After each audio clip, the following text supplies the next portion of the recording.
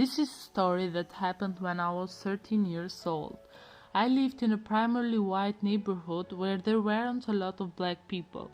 I was going to school and spending my days just like I did when I was 13, but one day a boy called Joey came to our class.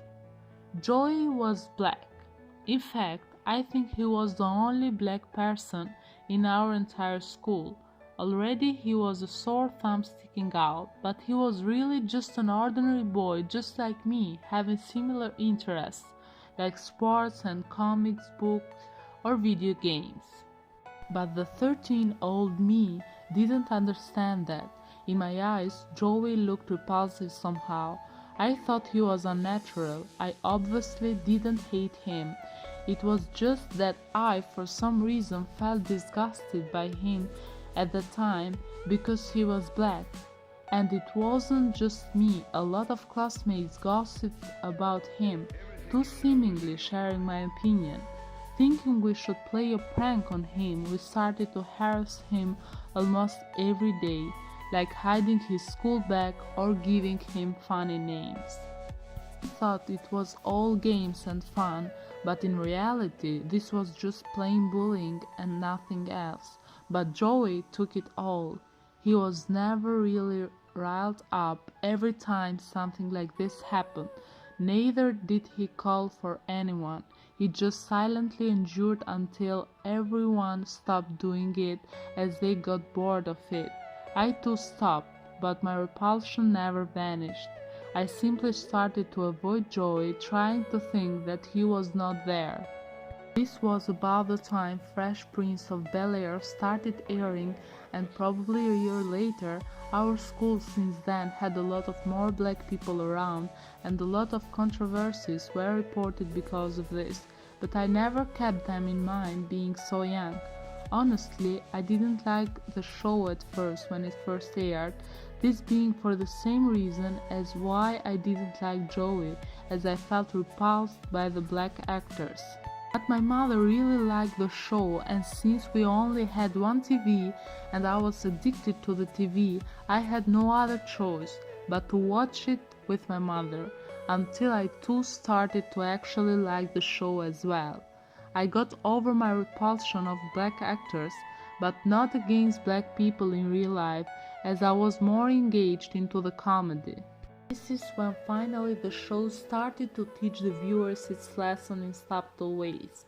I hadn't watched the show in a long while, so I don't remember the exact episode, but there was this one episode where Will talks with Carlton about their trip in the car, and Will starts to flip out about the police stopping the both of them. Carlton is oblivious as to why Will is so upset and starts saying that it all wouldn't have happened if they had the map, which makes Will even more upset as he realizes that Carlton doesn't understand what racial profiling or discrimination is, as he never seemed to have experienced the same thing as Will, as he came from a rich upbringing and a nice neighborhood. The scene ends with Will sarcastically telling Carlton that it was all because of the map and not because of their skin color the police stopped them, before leaving to his room, while Carlton simply doesn't understand. The next scene is where Carlton's dad comes in and wishes his son goodnight. This is where Carlton asks his father about whether or not the police did the right thing and were doing their job. His father replies, "I asked myself the first time I was stopped," and then says goodnight before leaving Carlton by himself to contemplate. I don't know why this scene stuck with me so much, or why as a child it had that much of impact on me. But I thought about it for a week later and would stay up at night thinking about it, while also thinking about all those other things I had done to Joey and how he must have felt and why I did those things when he never did anything to me. I pondered on these thoughts for a month until I couldn't take it anymore and decided one day on our lunch break I would talk to Joey. Our school had a lot of more black people in it that time, that Joey still was the only black person in our class. He was loner too, as he never seemed to have attempted to talk to anyone, neither did anyone else look to have approached him. I found him sitting in the cafeteria by himself eating a radish sandwich. I knew that since I too ate those, since they were my favorite. I didn't know how to approach him or how to talk him as I felt incredibly awkward doing what I was about to do. I also made sure nobody knew what I was doing, which is why I tried to talk to him on lunch break, since most of our classmates never went to cafeteria to eat and brought their own lunch. Eventually, I got over my awkwardness and come over intending to talk to him by sitting next to him. Joey immediately noticed me when I sat near him, but didn't say anything other than glance at me before returning back to his sandwich.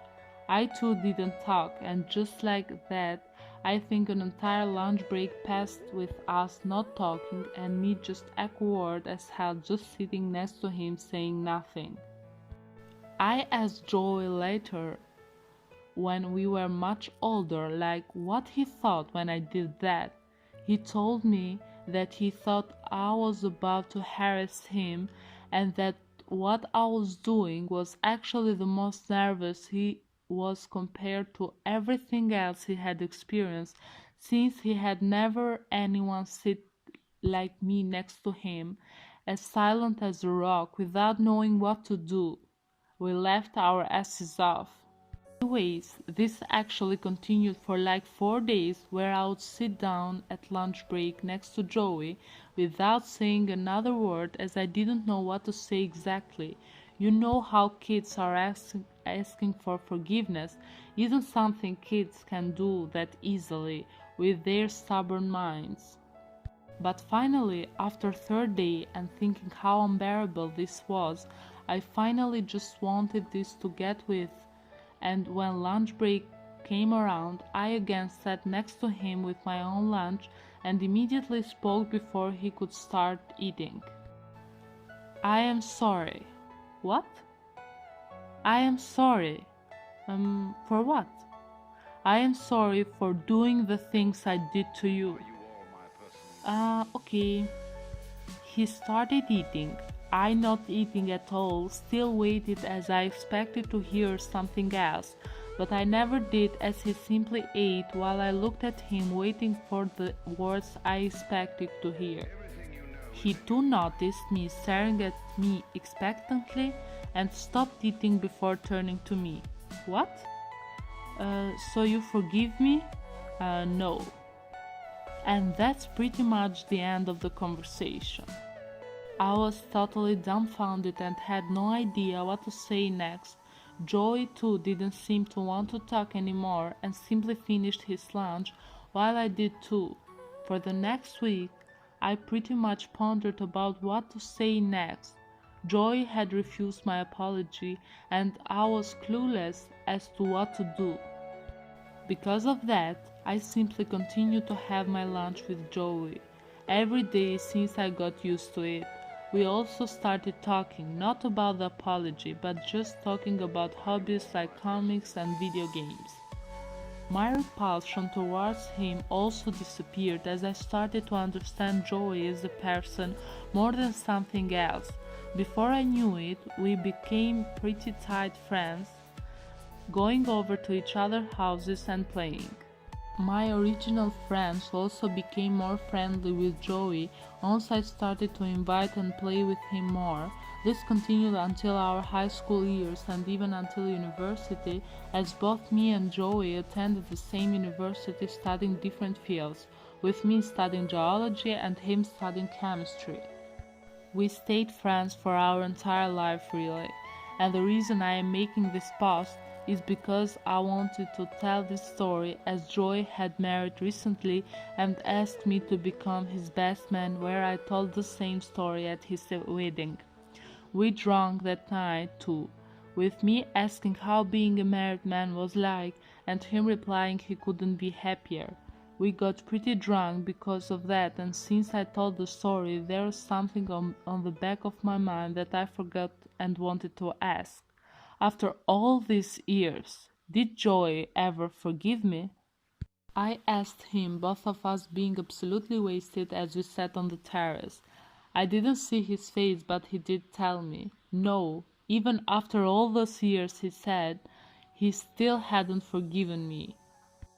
Being in a drunken stupor, he said that I was his best friend and that he would never forgive me, that he would hold this grudge until we both became rotten old men, and that I had to always stay with him so that I would one day forgive myself instead of asking him something so irrelevant.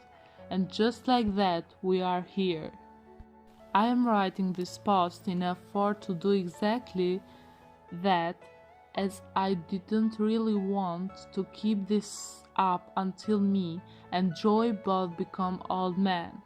Not that I mind, but I rather leave something like this behind instead of keeping it with me. I hope others too can learn something from this story in a sense. And always Fresh Prince of Bel-Air is the best TV show in the world. Everything else nowadays is trash.